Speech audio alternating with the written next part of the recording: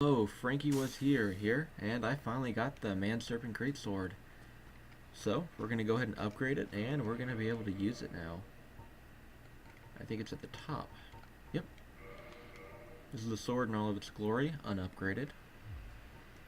So let's see, how much do we have to take off? We're going to have to be completely nude to be... I think we can't even quick roll yet. I'm going to have to use a lot of my souls. So, I don't care about the Soul of Quelaag. I'm not going to use it as a boss weapon. So, I'm going to go ahead and use it. And Souls of Proud Knight. Let's go ahead and use these as well. There we go.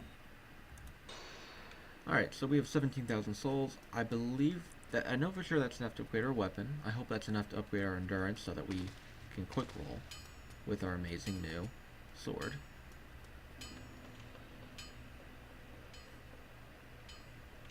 Let's head down here and give it a try. So I think we need 9 Titanite shards. There we go. Reinforce our weapon. Go down to the Man-Serpent Greatsword and upgrade it all the way up to +5.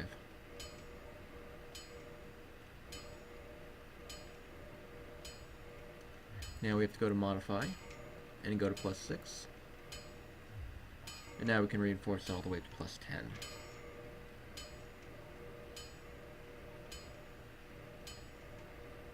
There we go. Now we have our weapon at +10. I don't really need to upgrade or repair any of my gear, honestly. So let's go up here and switch to our souls. We'll probably get enough from the Moonlight Butterfly, because that's what we're going to be killing in this episode. And we're going to be exploring the forest. Might even go and fight Havel, actually. Let's think, no, to get to Havel, I'd have to go around a lot. Maybe Havel will be for later on.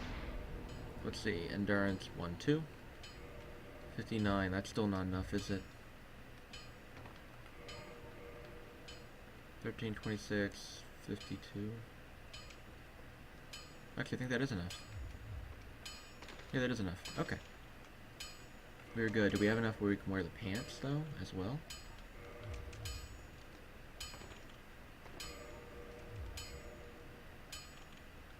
I do believe so. Here we go. So we have a tiny bit of poise.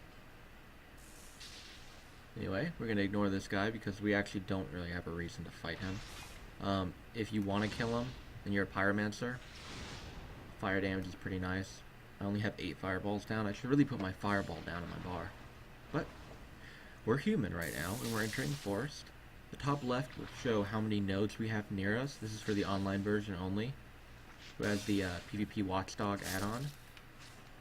But basically that tells us how many players nearby us that can technically invade us or are around us. If you look over here on our right, down there is where we got our shield originally. Now the forest, the dangers of the forest, you see one-handed we do 210 damage with an amazing sword now. Actually, I should go ahead and show the moveset of this weapon. So this is the normal attacks, which is, I'm going to call it R1, but I know it's right bumper. And this is the power attack.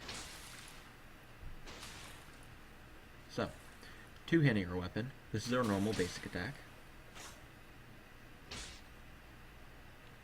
And this is our power attack. I just love this weapon because it doesn't weigh too much. That's our back slash and attack button. And that's our backslash. If you use backstep, the running key, and then you attack, you do a lunging forward.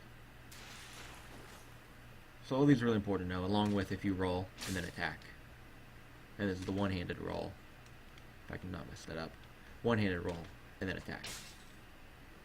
So, we're going to go ahead and move forward into the forest. This right here is an imposter. The trees, just don't get hugged by them. They don't deal that much damage. Normally I actually go here before I fight the gargoyles, and I kill the Moonlight Butterfly because it gives you a nice amount of souls to start out the game with. And with those souls, I open up that door. It costs 20,000. You buy it from Andre. And in there are a couple of NPC-like enemies that respawn and give you a couple of thousand souls each. Right here, you're able to slap that and light this bonfire. I know it might be a little confusing, like how could you have known that there was a bonfire there? Well, the first time I found out was when somebody had a orange soapstone right here, and I read it and it said try hitting. So, I very much appreciate what that person did, because it helped me out a lot. And right here there's an item. If you pick up this item, and let's say you have problems with the moonlight butterfly, every time you walk by here, these enemies right here, you can see them on the ground, will automatically jump up and go ahead and hit after you. So, it's up to you if you want to pick up the item or not. Because I believe it's just a few souls. Yeah, a large soul. But all the forest little trees in here, the tree ants I believe they're called, drop moss. So if you're having trouble in Blighttown, or you don't want to go to the Blighttown without moss, then you can actually farm them here. Now, first things first. In the forest, remember, you can easily tell where the little trees are trying to hide and they'll try to ambush you. Up ahead here, that's actually an enemy. So, we're going to kill it. And pick up the partisan. Now, I don't need the partisan, but that's just to show you those type of enemies do exist in the game, so be very, very careful. You don't want to get killed by one. It's kind of embarrassing. Moonlight Butterfly is to our left, but before we go to Moonlight Butterfly, we're going to want to get the Wolf Ring, because the Wolf Ring is just amazing. So, we're going to kill this tree. You'd be able to tell it was alive because its little, the bottom of it wiggles a little bit. Now these enemies right here, they do a slight amount of damage. They can drop green tree moss, green tree blossom. I'm not actually sure what the name of it is. I've never went too much in PvP. But see, little tree guy moving around. There we go. We killed it. So we can go up ahead forward this way, or we can hook a right. We'll go right to leave, but for now, we're going to go this way. These knights, when you're fighting them, be very, very careful. They have a move.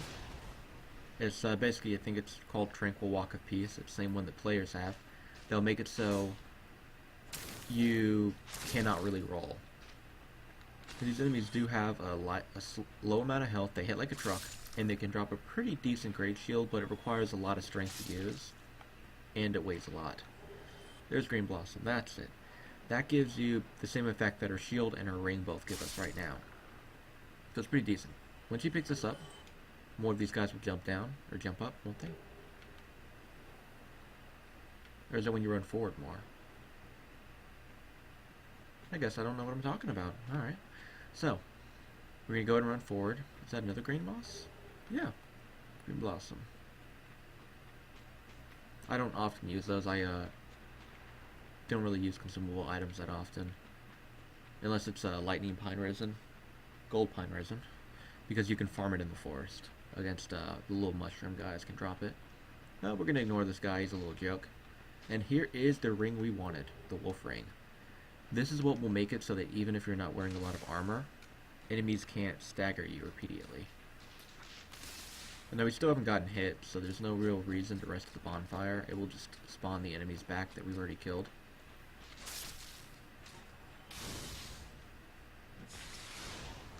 I mean, we could get pyromancies back, and we could set up our pyromancies before I forget, but what we're going to do now is we're going to switch off the Ring of Evil Eye and put on the Wolf Ring. You'll notice our poise at the top left or top right is now 45 instead of 5. I believe that means we can get hit by trees now and actually not get knocked back. Or not get interrupted and flinching. Kind of like if you remember the blow darts back in the last episode, how they were being really, really annoying and kept staggering me. Those won't be able to do that anymore to me. So, if you don't want to wear the wolf ring, or let's say you have Havel's ring and another ring you want to be using, you can actually pick up a pretty good armor set over here that has a decent amount of poise, called the Elite Knight set. It's really one of the coolest looking sets in the game, in my opinion. You see that armor set and you immediately think Dark Souls. So, the boss up here is a little bit of a baby. Very annoying. I mean, it's a very, very easy boss. Yeah, see, we just got hit by one of these, but we didn't get staggered because of the fact we had the wolf ring. Let's throw some fireballs down here because they're all clumped together. With Beatrice, we'll be able to take care of them on our own. So, this summon that we brought into the fight, she's useful because this boss, in the boss fight we're going to fight up here, does not like to go down and get hit by melee attacks. If you're using a ranged weapon, a bow, etc., it's a very easy boss to take out because you can just keep attacking it, and it attacks very slowly, hardly ever, and the attacks are very easy to dodge. Just watch me get hit by its attacks. But, let's see, we're going to try to switch our shield. Are we? Magic, 55 magic. Honestly, I think the grass crested shield is still okay. We'll just try our best not to get hit by the spells. So, this is the Moonlight Butterfly. There we go. There's the Moonlight Butterfly. So, as you can see with Beatrice, missed her attack. There we go, but now she's already hitting it. That attack, you need to roll towards it. I made a mistake there by not rolling towards it. That's going to be a laser beam. Just back away. As you can see, Witch Beatrice is really bringing in the pain. That's just like a little stab attack. Just block through it. You can even take it direct hit.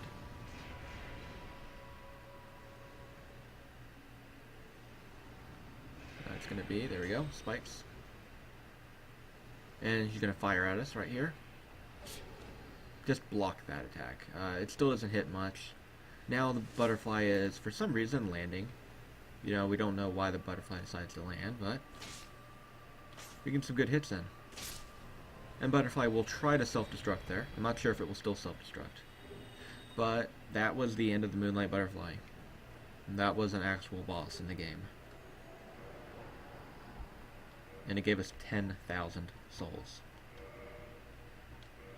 Now that's true difficulty, right? Now we're going to use its soul to get a little bit more. We want to start getting our endurance up along with our health, because we're going to be using ourselves a great shield later on. So, that was the end of the Moonlight Butterfly. And now we're going to make our way up here, and we're going to pick up another Ember. After I pick up this Ember, I'll use a Homeward Bone, and then that will be the end of this video. There we go. We have the Watchtower basement key, which I believe that's what leads us to, we're able to fight Havel now. So we're going to use a Homeward Bone. That's going to bring us back to the bonfire. And in the next episode, I'll go ahead and head off camera back to the blacksmith, and we'll enter Shen's fortress and fight, well, you'll see what we fight. Anyway, I hope you enjoyed the episode, or the video, and hope you learned something or got a tip that would help you out. Alright, until next time, have a good one.